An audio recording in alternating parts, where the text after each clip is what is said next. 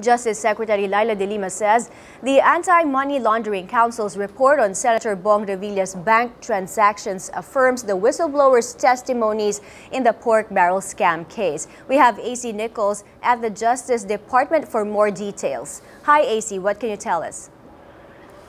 That's right. My Justice Secretary Leila de Lima says the testimony of an Anti-Money Laundering Council officer before the Sandigan Bayan confirming that Senator Bong Revilla laundered millions validates the credibility of the pork barrel scam whistleblowers. De Lima described it as an important development in the plunder and graft cases against Revilla, who is accused of pocketing millions through the funneling of his pork barrel to fake non-government organizations. In a hearing before the Sandigan Bayan First Division, an AMLC officer said investigations show that Revilla deposited at least 80 million pesos in numerous bank accounts during the supposed period he was participating in the alleged scam. Revilla also allegedly closed some 20 bank accounts shortly after the alleged pork barrel scam was exposed last year.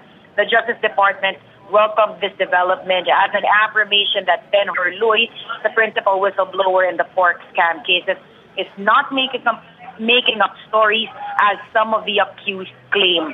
But even without the AMLC report, De Lima trusts the government has a strong enough case against the senator and his alleged cohorts just based on the testimonies of Louis and the other whistleblowers. Meantime, De Lima says the National Bureau of Investigation continues to follow up on leads on the locations of some accused in the pork scam cases who remain at large, including businesswoman Janet Lim Napoles' brother Ronald Lim and former employee John Raymond De Asis. Mai? AC, is the Justice Department expecting more reports from the AMLAC on the bank transactions of the other senators implicated in the pork barrel scam case, as well as the other lawmakers or congressmen implicated in this corruption scandal? Well, the Justice Secretary told us that the AMLAC is looking into the bank accounts and the records of everyone implicated in the pork barrel scam. But she says that we have to understand that during investigations, that the Money Laundering Council is very strict in terms of giving out information and exposing whatever they have. But in a Sandigan Bayan hearing, of course, they were subpoenaed, the AMLAC was subpoenaed, and they were, of course, they had no choice but to present the results of their investigations, which is why we found out about allegedly Senator Revilla's laundering scheme.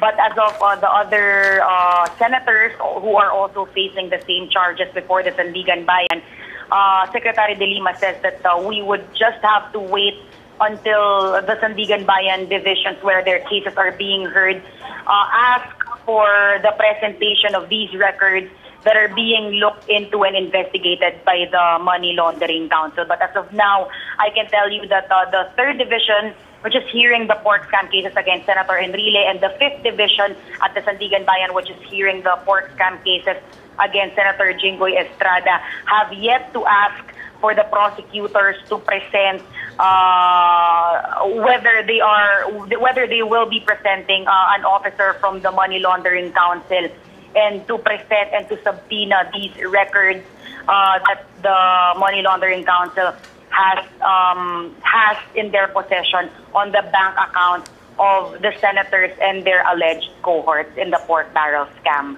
Mai?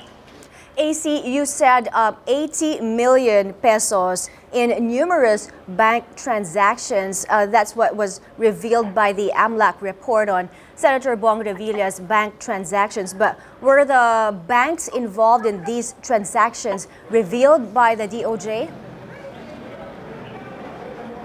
I'm sorry, Mai, what did you ask? Whether these banks were revealed by the DOJ? Yes.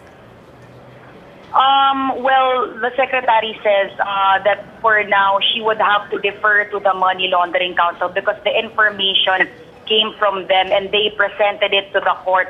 But we can actually get the full report from the Sandigan Bayan because they already submitted that as part of the AMLAC officer's testimony yesterday.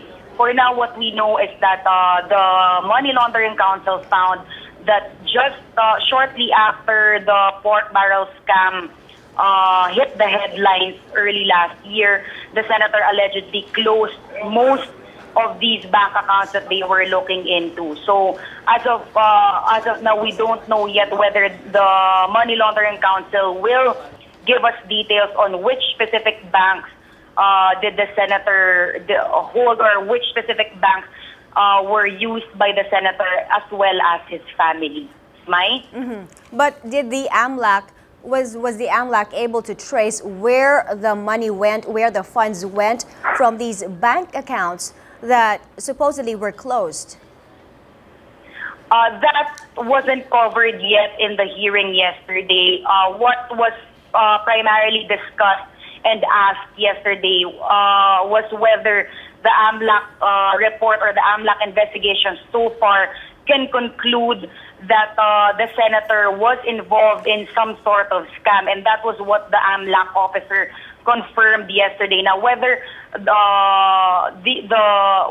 the AMLAC was able to trace, or if they can tell us where the money went, at least the 80 million went, we will have to wait whether the AMLAC officer will be able to tell the court or will include this in his testimony when he returns to the Sandigan Bayan next week.